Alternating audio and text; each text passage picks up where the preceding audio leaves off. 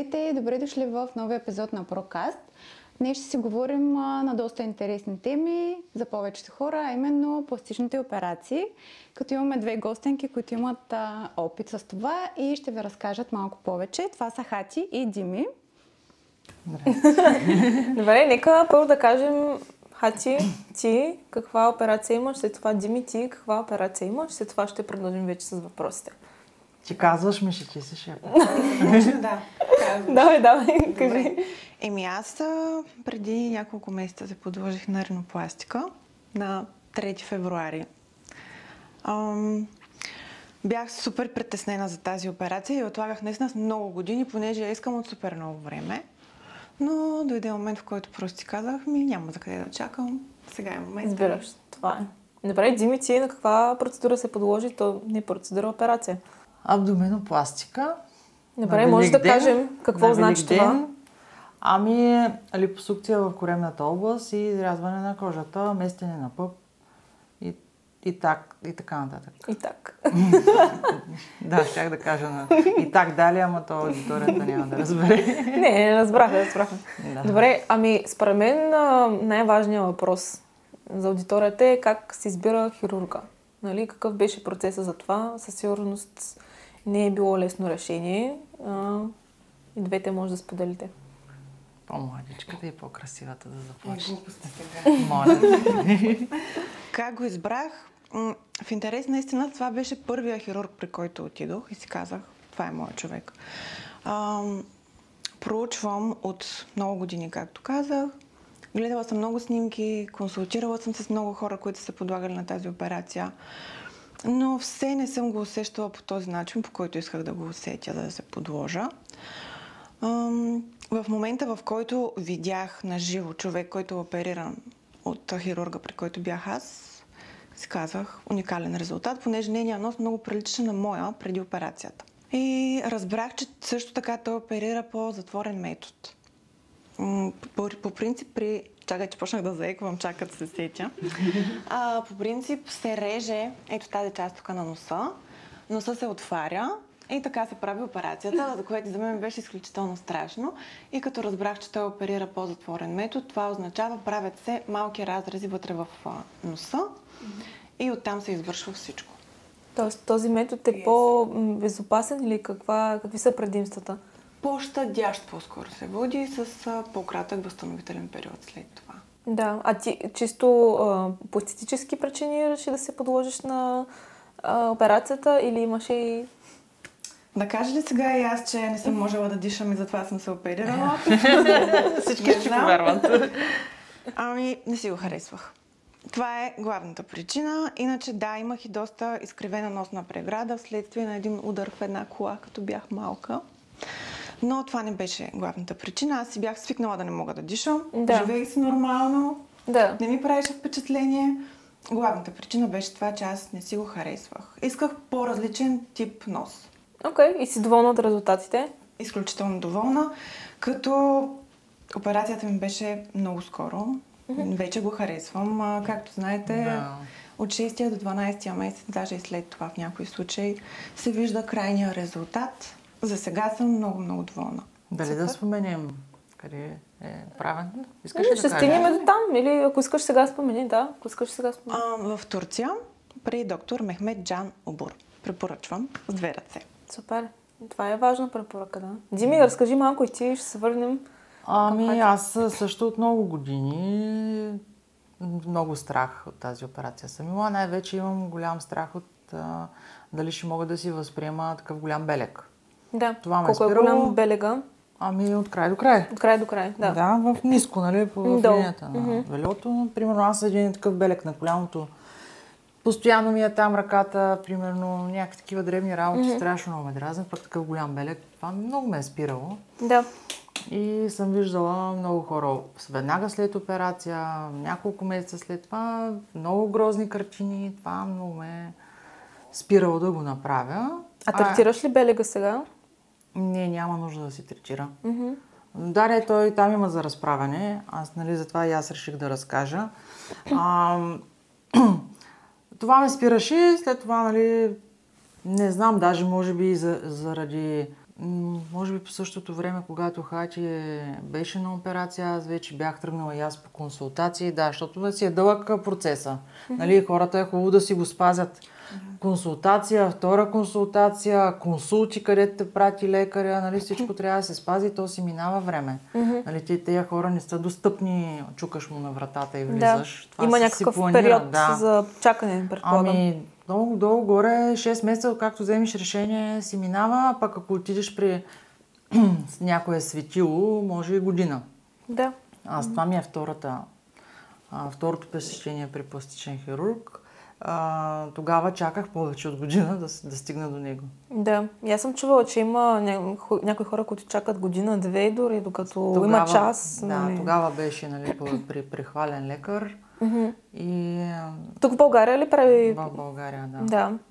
При мен има, нали, други осложнения с автоимунни заболявания, няколко. Нали, много консулти, така че ако трябва и за всяко нещо и да пътуваме после консултациите някъде, особено в чужбина, той до София ми беше трудно първия път. Да. Организационно не е лесно, като вземеш такова решение. А къде е, ако си доволна и искаш да споделиш, както Хати сподели, в коя клиника или кой? Аз няма да споменавам моите лекари, защото при мен резултатите са изключително компрометирани заради усложненията, които получавам следствие на заболяванията, които имам. Да. Така че аз тези неща си ги знам. Нали? Аз каквото и да кажа, то е строго индивидуално за мен. Да, да. Това е нещото, заради което също, нали, говоря днес. Че всеки е индивидуален, че всеки трябва да си мине по пътя. Нали? Това си е сериозно нещо с съпътстващи вероятни усложнения и човека, на който се доверяват, трябва да му имат абсолютно пълно доверие.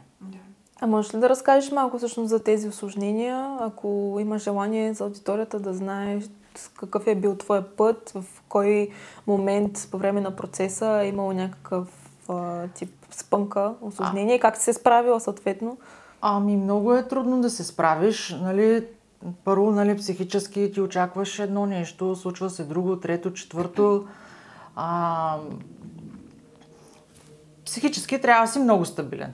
Подкрепа трябва да имаш, нали, както колеги вкъщи, без подкрепа не трябва да тръгваш сам, като не знам как да се изразя, нали, да си кажеш, че си коравела или каквото ще да става, нали, това е много тъпо да постъпиш по този начин. Ако нямаш на съпорт, просто не го прави. Да.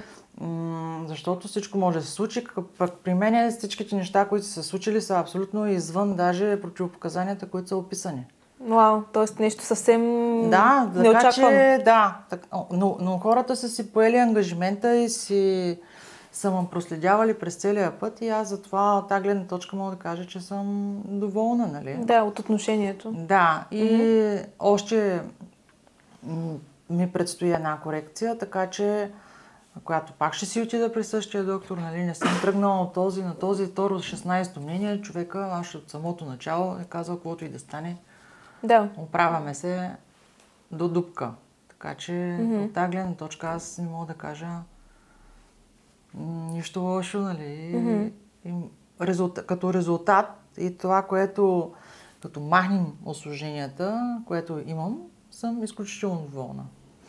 Но напълно нормалните неща, които се случват по време на такава операция са, нали, много е близко, казват повечето жени, до операция след секцио, нали, както не могат да стават, не могат да се завъртат, трябва така да лежат, но, нали, в случая нямаш и дете на ръцете си, така че по-страшно изглежда като се разказва и като гледаш отстрани, отколкото е. Да. Ако трябва днеска да взема от начало решение, пак бих го направила от гледна точка на самото възстановяване след операцията. Колко дълго беше то? Ами, след самата операция, нали, да мога да ставам и да си правя абсолютно всичко. Да. Ами на 6-тия ден бях дошла на работа. Това по неволя или по желание? Ами, не трябва да се прави така. Да. Не трябва да се прави така. не го давам, защото може да е било и част от това, което се случи след това, нали? Това, че съм пак била по-смела и на някаква степен е разумна, така че това не го препоръчвам. Сега малко да си полежат хората, малко повече да си отделят време, така или иначе не липсва винаги време за себе си. Но иначе да можеш да се оправяш сам вкъщи с семейните, с личните си задължения, може би още от 5 ден така съвсем спокойно. Нали, да си сервираш, да си отсервираш. Иначе след операцията още на втория час бях на крака. Това е страхотно.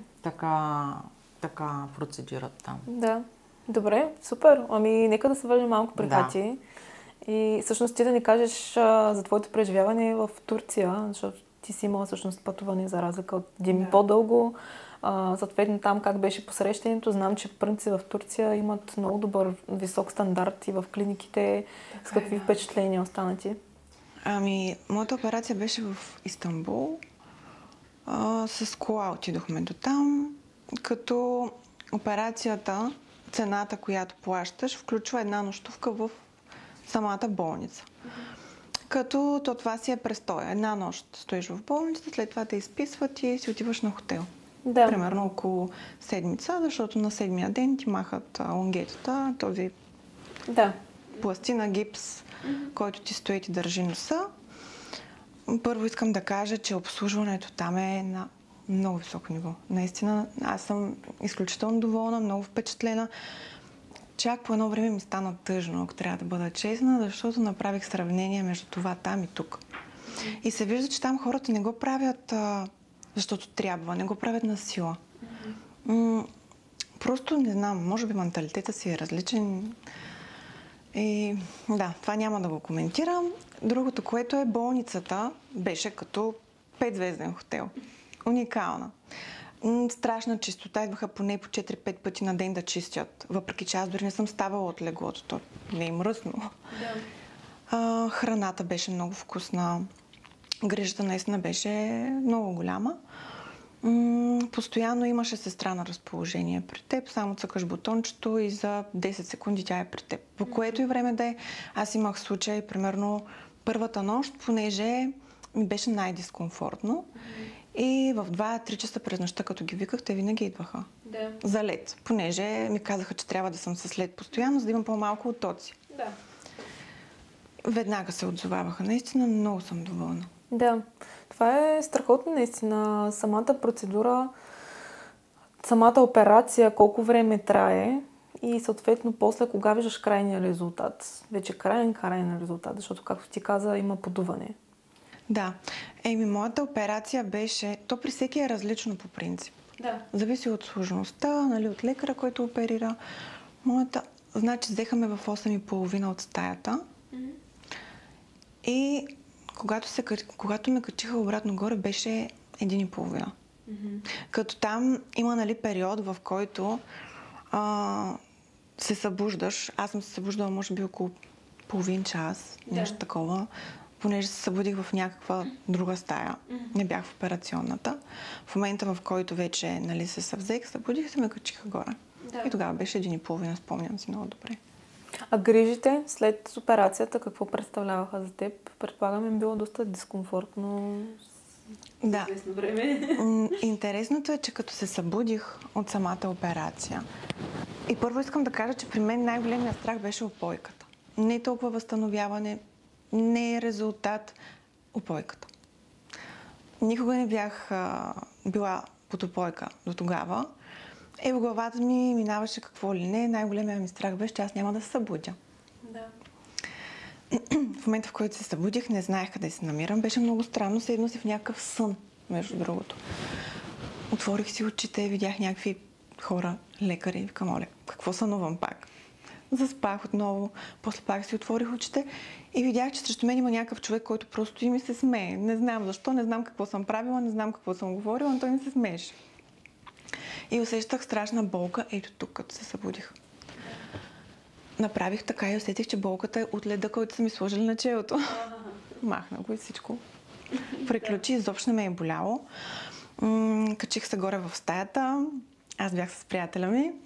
И той като ме видя, много се оплаши. Аз не знаех как изглеждам в този момент. И той само, защото те нали, с една, като легло ме карат в стаята и той тръгва към мен в момента, в който ме вижда, се обръща и тръгва обратно. Към какво се случва? Аз тук обезобразили ли са ме? И той ми вика, човек, някакви тръби ти стърчат през носа. И като се видях, наистина бях много страшна. Понеже имах дренажи, едни малки тръбички, тук гипсове, още нямах отоци и синини. Имах кръв, тук имах една марля, която по принцип се слага, понеже е нормално, нали, първата нощ да ти тече кръв от носа. И тя постоянно се напояваше с кръв и трябваше да ми я сменят през определено време. И така беше много интересно. И аз като Дими, ако мога да върна времето назад, пак бих го направила. Не съжалявам за абсолютно нищо и изобщо не беше страшно. Съвет. За тези, които се интересуват от съответно процедурата, какво би им казала? Дали съвет за грижа за носа, дали съвет при избора, нещо, което ти би искала да знаеш? Първо искам да кажа, че когато се подлагаш на такава операция, трябва да си на 100% сигурна, че искаш да го направиш. Не и да вземеш решението спонтанно и утре в други ден да съжаляваш, защото точно ринопластиката, това е на лицето ти. Наистина страшно много те променя. Но се променя много. И трябва да си на 100% сигурен, че искаш да го направиш това нещо. Да. Другото, което е, ако вече нали си решил, че искаш да го направиш, много добре да проучиш лекаря. И да не се водиш по това, че примерно при един лекар цената е ужасно висока, при друга малко по-ниска и да си кажеш да. И така, мои скъпи последователи, следам и тик. Какво е това? Ние ще ви разказвам за моите приключения към Водния козет. Какво правиш тук? Какво правиш ти тук? Исках аз да че подкаста да го направя по-известни. Това са моите приятелки. Ринопластика ли си правиш ти? Не, за това говоря. Аз нямам нужда от блефропластика. Добре, идея. Да ви разкажа как на моето пътешествие към Водния козет. Тръгвам аз към спирката. Чакай, че тази само да се причи. Майче ми ще краде перуки. Тепта, помня. Помня-та. Не си я давам. Нищо честно. Амало. С нов цвят ли си? Да, вчера е бързо. Ти познаваш ли тя от Инстаграм ли е тази Силвия? Каква е? Да. Каква Силвия, ама? Силвето. Силвето! Как да не я знам, бе? Ние сме приятелки. Какво си ти, ма? Не ме помниш? Да, Тя помня. сега е с малък нос. Да, спомням се. Не можеш да ме познаеш. Преди месеца видях в дискотеката. Ама аз по дискотеки не ходя, бъркаш се. Защото беше пияна. И не пия. Да, така. Та да ви разкажа. Все пак го намерих. Кое си търсил? Туалетната ма. Нали, защо му викаш Воден козет? Ни от английски. Деце. Не сте ли били в Лондон да берете ягоди? Не, до Манчестър ходихме там. Чакай, че май скачила малко килограми. Да, прекалено много ягоди ядох. Те са Да ви простолюди, ето като не сте били в Англия, да берете ягоди и съответно като знаете какво е Воден козет. Воден козет. Какво стана За други неща се говори. Това е туалетна. Следователно аз отидох да изхвърля цялата отрицателна енергия, която събрах вчера. Бях на една среща Чакай от малко, че Tinder. косата ти влиза в устата и... Една среща от Tinder, но да не ви разказвам в подробности. За някой друг път. Ще покажа вече. Може ли да заключим? Стига си идвала. Ако искате... Ама аз все пак тук ви правя рубрика... Република. Ще да кажа Република. да. Мачи на лайф ли си? Почти. Нищо. Ще го работим. Това не е твой цвят. Не знам, Не е тръгвай твой си. цвят червил. Бежавото е Я знам. да те видя. И на апликацията е много интересно. Много, аз това гледам, че просто... Има какво се подобрява, ама айде, че бързам, че нищо пак му направи отзад. Ходи на лазерна епилация. Всъщност може, правите ли на дупито? Ще измислим нещо. На само цел обаче, моля. 5 евро даваш ли? Айде. Айде, бонус. Че вече е фейсбук. Ох, Какво беше това, гачи? не знам. В шок съм. Вика ли съм си правил блефа? Чакай, аз забравих да бяхме стигнали. То наистина всеки път така се получава. Ами си говори за Нещо с пищями. Нещо пищи, да. Не, ти каза за твоя нос нещо, да даваш съвет.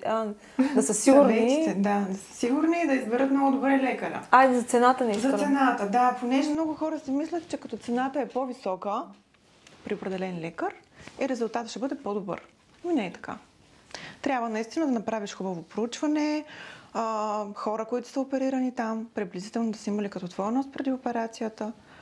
То няма как да стане по същия начин, но поне горе-долу. Да. И да има повече позитивни коментари, отколкото негативни. Понеже негативни винаги ще има за всеки. Да. В интерес на истината аз за моя не видях нито един негативен, което е странно, понеже винаги има хейт и някой недоволен, но поне да са малко. Да не преобладават. А като цена, ако искаш да споделиш, колко ти излезе цялата операция, може би и с разходите да останеш там, в Турция? Като цена, в момента не знам как е. Може да има вече някаква промяна в цената. На мен ми излезе с престоя там, може би около 9000 нещо такова, лева. Да. 9 или 10, нещо такова. Много добра цена. Да.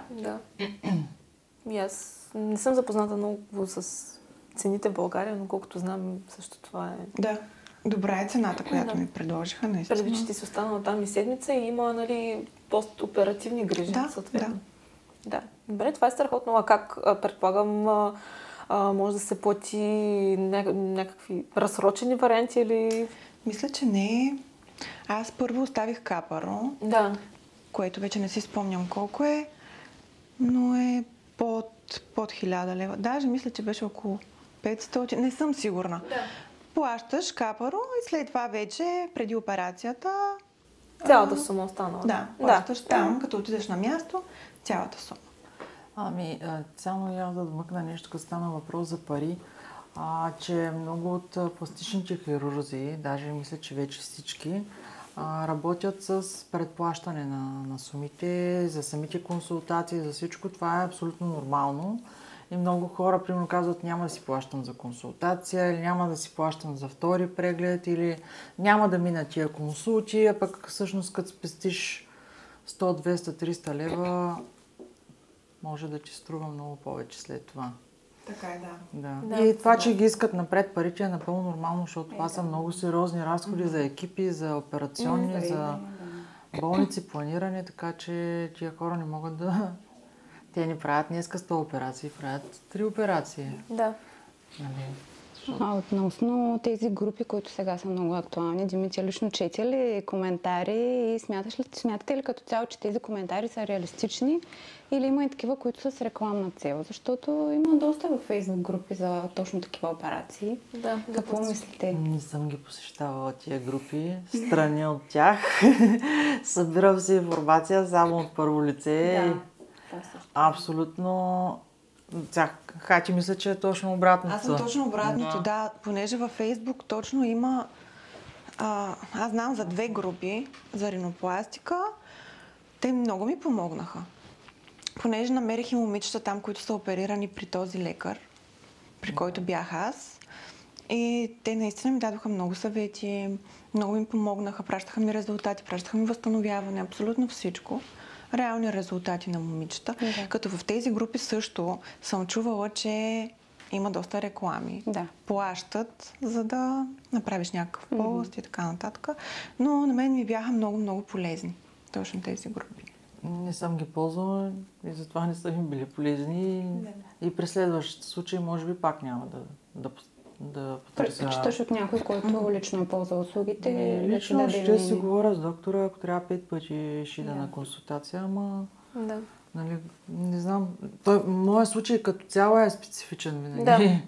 И аз, каквото и да ми обяснява някой друг, той нито е на моето дередже, нито е на моите години, нито е с моето време, което разполагам. Нали, много време ще ми загуби такъв ресърч на мене. И по-скоро... Може да се объркаш още повече. Не знам дали ще се объркам, но не ползвам такива... Такъв метод на запознаване с това, което ми предстои, не ползвам. Да, исках да кажа, че мене никога не му е било страх. Даже не мога да се сетя от нещо да му е било страх.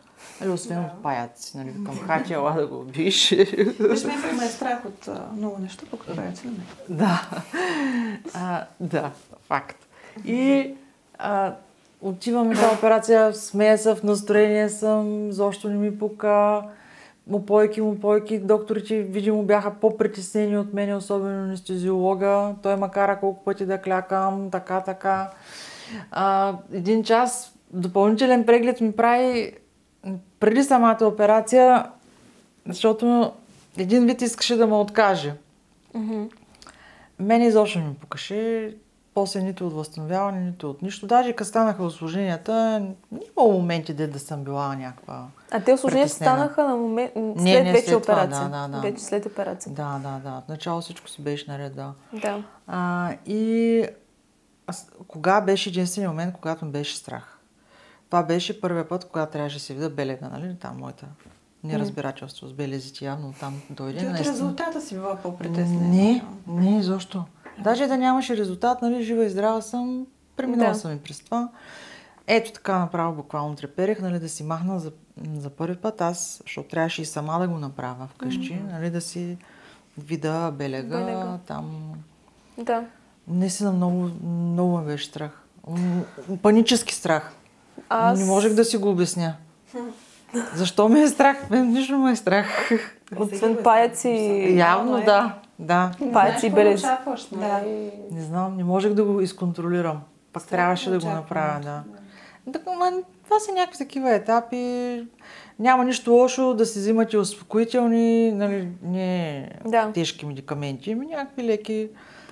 Ти пи нещо преди операция? Пих Лотосоник. Лотосоник. Това е билково там, пак някакво растително. Да, пих го. Да. Ама аз възрастта ми, нали, предразполага да взимам. Каква ти възрастта? Близо 50. Наближава ми юбилея. Какво има на твоята възраст?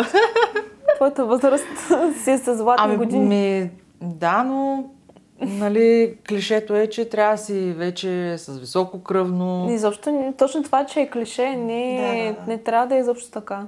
Според мен, нали, човек като... Нали, аз имам, нали, куп предица здравословни проблеми. Ти имаш други неща, ама кръвното ти защо пък и трябва да е така? Не да знам. Взимам си там Ментаглок, Лотосоник, сега ще пия шваганда. Ще почвам. Пак ти живееш един доста здравословен начин на живота. Да. Аз имам въпрос, нали, първо...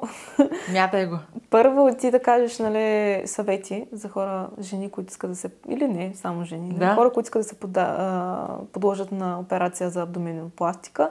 И защо всъщност си избрала абдоминопластика, а не някакъв неинвазивен начин за редуциране? Така. Даже темата трябваше да бъде, нали... Милионите процедури, които сме пробвали на нас. Добре. А ние пластичните, защото това беше вече върха. Нали, края на експириенса. Преди това съм пробвала всичко с, нали, задоволителен резултат. Да, искаш нещо драстично. Не. Просто заради хормоналния дисбаланс, инсулиновата резистентност, и другите неща, които да не ги изброявам, нали, областта тук е моята, точно което се появява като пояс, нали, предменопауза и така нататък, това е много грозно нещо, което предвид, че аз съм много ограничена на движенията, нали, само с процедури няма как да се справиш. Да. Това са режими, това са добавки, това са процедури, нали. Постигаш резултат, но никога не си така, както искаш, нали, както съм си била аз. Да. Нали, не го възприемах като, че това съм аз. Разбирам, да. И за това стигнах до там. А пък нямаше как да е само кожа или само липосукция, защото то си беше, нали, вече и зарязане, и засмучане. Ами добре, аз не съм против пластичната хирургия или инжекционни, всякакви терапии като цяло, но пък в момента е деликатна тема, нали, за някои хора, защото те все повече нарастват, нали, тези процедури и може би пък към вас сега идва, нали, въпрос, защото някои хора казват, един път като си направиш нещо, сега това ти отключва, нали, много несигурности и така нататък. Според вас, така ли е? Сигурност ти отключва. Аз не мисля, че е така, поне не при всички. Да. При мен не е отключило нещо да искам да си правя още пластични операции. Когато човек има нещо, което не си харесва, аз съм за да го оправи. Защо да не го оправи, като в днешно време има решение за всичко? Ако ще живееш с това нещо и ще ти е комплекс, ще се притесняваш, няма да си уверен заради едно нещо, което можеш да оправиш, защо не си го оправиш? Сега има хора, които наистина много прекаляват, това не го подкрепям в никакъв случай. Да. Точно пристрастените хора. Правят една операция, оттам втора, трета, четвърта и те накрая на какво приличат? На муми. С извинения, ама не така е. Да. И да, виждали сме много неща. Да. Защото ние тук хората си ги виждаме, нали, голи, добър ден, събличи са. Има много лоши неща. Когато е в рамките на нормалното, направено естетически добре, естествено, максимално естествено, тогава съм за наистина. Аз смятам, че хората също имат много лоша представа наистина за пластична хирургия и инжекционни процедури, защото особено от мъжката аудитория чувам, не, с такива жени, дето са се наболи или са си отваряли там лицата или някакви такива неща, те винаги имат представата, че това е някаква инстаграм моделка, която е с супер надутите устни, с някакъв нос като на Майкъл Джексън и така нататък. И си мисля, че само това е пластичната хирургия. Да. И съответно има някаква негативна конотация, нали, за целия бранш и всички, които едва ли не си правят такъв тип операции, все едно, че са повърхностни хора. Но, примерно, ето, Дими, ти си добър случай според мен, за това, че наистина човек понякога няма физическа възможност или друга опция, нали, да поработи над себе си, нали, на тялото си. Съответно, защо не, нали, да предприемеш някаква друга стъпка? Всеки да си решава, има си глава, да си мисли, да иде ако трябва на психиатър, на психолог преди това, но, нали, с близките да говори, с приятелите си да говори. Все пак е крайна мярка. Крайна мярка, да. Защото някои хора ще кажат просто, защо не се приемеш такъв какъвто си. Нали? Това е другия вариант. Да, иначе за това, че пластичната хирургия е възприемат по този начин е абсолютно грешно. Ние сме учили, нали, в колежа, сме имали такава дисциплина, нали, малко сме виждали нещата и от, да кажем, от докторската гледна точка, или сме ходили на консултации, или вече сме минали през такива интервенции. Като преди малко говорихме с наши колеги за маркетинг и, нали, какви послания трябва да отправяме.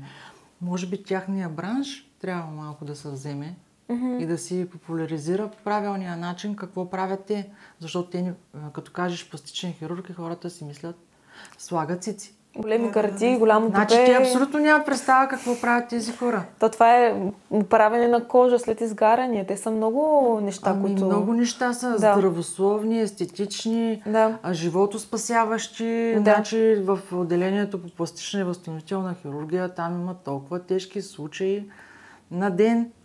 Ето, ако не са тия хора няма как да оцелеят. Целите изгорени и така нататък, с какви проценти изгаряни и при нас са идвали, нали, за белези такива хора.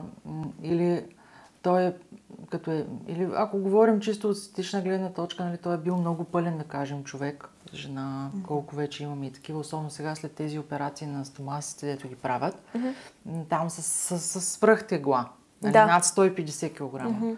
И това нещо, като влезе в нормалните килограми, тая кожа виси, почва. Тя ти пречи, не само естетически, то ти пречи. Да, нали, това няма как да се справиш без пластика след това. Да. И това ти определя начина на живот. Да. Нали, деца, които примерно ражда са без ухо или с някакъв без нос или нали, без малформация, нали, това също те го правят. И тия хора много повече от времето си работят това, а не да слагат гръдни импланти. Нали, може би те трябва малко по-добре като организация, асоциация или каквото имат там да... Аз не мисля, че от там тръгват тези неща. То по-скоро от интернет това, което е най-шокиращо, най-комерциално. Съответно, нали, хората се впечатляват от това, че някой има еди какви си големи гърди, отколкото да видят, че, както ти казваш, на някого кожата му е била оправена или някаква част, нали, на тялото възстановена. Да. Просто защото...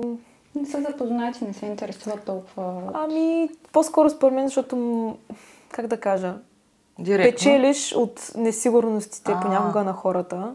Защото реално това да имаш гърди, нали, пак е някакъв тип, нали, несигурност. Нали? Не е несигурно, защо има много жени, които губят гърдите си заради рак на гърдата. Да, но това не са по-голяма част от... Много голяма част. По-голяма част са. Не са по-голяма част, но те примерно за една реконструкция на гърда или на две, това са множество операции. Да. Те пак са в тяхния ресор. Да, аз естествено го говоря от това, което съм виждала в социалните мрежи, нали, не е пак това, не, защото, нали, сега има много голям, или вече не знам дали е подминал този тренд, нали, за боди позитивити, нали.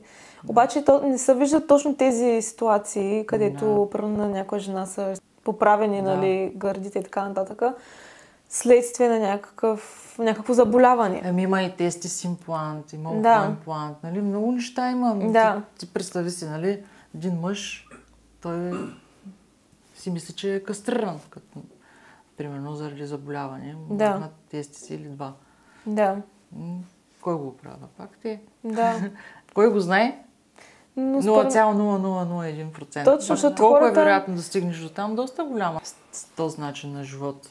И хората не искат да споделят по-скоро за такива, може би, по-лични, интимни неща. По-скоро нещо, което е по-лесно. Един вид, нали, тук съм подобрила някаква друга част, нали, от тялото ми. И според мен просто има по-голяма аудитория един вид за това в интернет. Това се хвалят хората. Там няма как да се похвалят с фациалисите, примерно. Дето са с половиното лице, дето се парализира от лицевите нерви, като стане възпаление. Да. Пак, дали, нали, като мине възпалението, ако има щети, нали, не се възстанови, нали, могат визуално да го подобрят, нали, да изравнят, да поправят симетрията.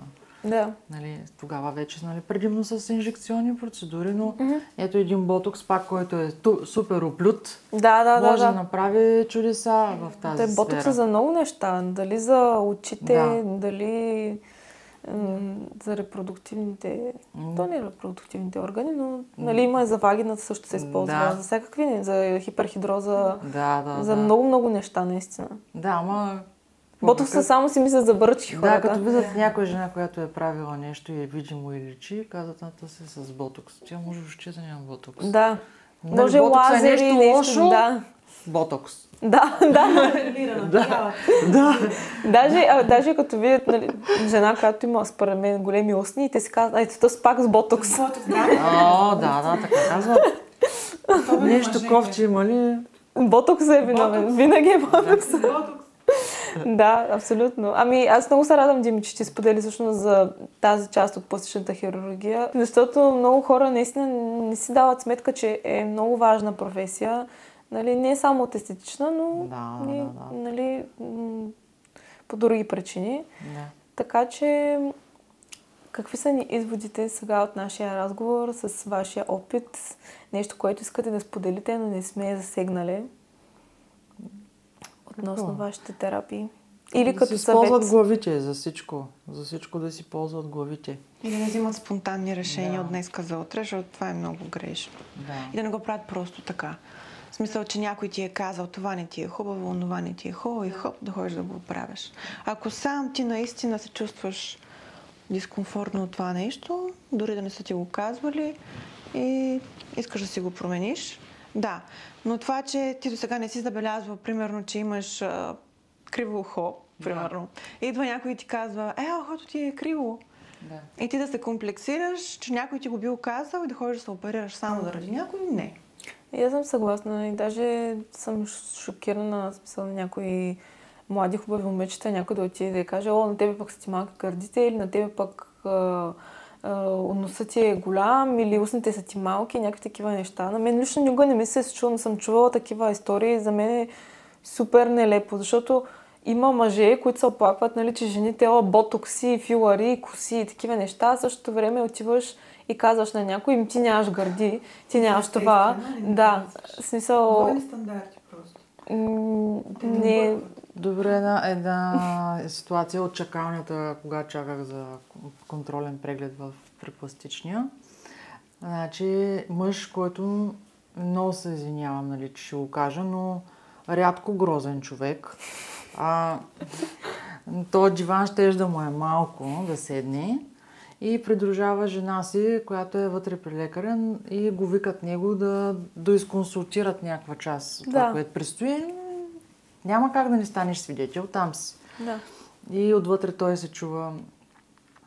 А жената изглеждаше доста прилично. Да. Доста прилично. И той каза, докторе, ако няма да я слагаш най-големите импланти, няма да оперираме при тебе. Ужас. И това е хора, наистина... Той първо виждал ли се? Какви изисквания имаш към тази жена? Защо говориш за най-голямо и за... Нали, има най-подходящо, има така нататък. Цицомания, ако иска някой да ме цензурира. И даже мисля, че нарочно се говореше на толкова висок глас, че да го чуваме вънка. Че той има пари да плати за най-големите импланти. Аз не знам дали по-големите импланти означава по-скъпо, не съм се интересувала, но най-видимо ще е, нали? Да. Ма това дали не ще боли гърба, дали ще е неудобно, дали ще изглежда дали добре, за тялото и дали заобщо ще пасва на тялото и няма значение. Важно е да са най-големите. Ако няма са най-големите, каза, няма да оперираме при тебе. Но той като откаже този доктор или той понамери думи и време и възможност и желание да му обясни за пореден път какво е добре за неговата жена, ще се намери следващия, който може би ще ги сложи пък. Да. Ще се намери някой, който да ги сложи. Много хора не връщат. Това е. Имат много такива случаи. Проблема. Да. Е така. Да. Внимавайте на кого се доверявате абсолютно. И хубаво според мен и няколко мнения да се искат. Сега, първо ти си имала, нали, късмета да усетиш човека. Аз не просто съм го усетила на магия, просто съм видяла, нали, преди това резултати на други момичета и то на живо, оперирани от него. И проучих доста, наистина. Не видях негативни коментари, както казах. На консултацията също бях много впечатлена от отношението му, понеже той прави и 3D визуализация. Да, това ще те питам. Ти знаеш ли как ще изглежда? Да, той ми направи 2 визуализации, като аз му обясних, че не искам прекалено вирнат и извит нос, че искам да изглежда максимално естествено. И той ми направи визуализация с такъв нос, какъвто искам, и друга визуализация, така както той ги вижда нещата. И ми обясни, че ако го направи такъв, какъвто аз искам, прав и да не е вирнат нагоре, след година, както знаете, той носа си пада надолу и се намества. И каза, тогава ще падне много надолу и няма да ти харесва. Ако го вдигнем леко нагоре, нали, след операцията, първоначално ще е по-дигнат, но след това вече като се намести, тогава ще стане това, което ти искаш. И аз реших да му се доверя. И наистина е така, само преди 3 месеца, месец след операцията, но ми беше много по-вирнат. А в момента, в който се видях след като ми махна лангетата, аз се оплаших. Тогава щях да се разплача, изглеждах ужасно, понеже имах много отток, точно тук между очите. Отгоре до долу носът ми беше една дебелина, беше много вирнат, беше сплескан и приличах на прасе. Точно на прасе. И в момента, в който аз се видях, си казах, не, така ли ще изглеждам? Няма спокойно. Ето, обяснено е, знае, визуализация е виждал, обаче като се видиш... Друго е, много е стряскащо. Определено. Промяната е много голяма. И вече със всеки месец наистина забелязвам промяна. Все по-добре. Трябва да видим тази визуализация, ако я пазиш. Пазя я? Да, ще я видим. Ще я покажа. На 6-я месец ще я видим. Да. Значи още колко месеца? Февруари, март, април, май, юни? Да. Още месец-два. Да. Добре. Чудесно. Много ви благодаря, че споделихте, момичета, за вашия опит. Смятам, че това беше доста полезно за нашата аудитория. Ако имате въпроси, винаги може да зададете в коментарите. Те ще се радват да ви отговорят. Също така по други теми, не само пластичната хирургия. Както знаете, ние имаме и други епизоди на всякакви теми. Ще се радваме да ни гледате отново, така че абонирайте се, пуснете си камбаната, харесайте, споделете епизода с ваши приятели или хора, които смятате, че ще им хареса, и до нови срещи! Чао!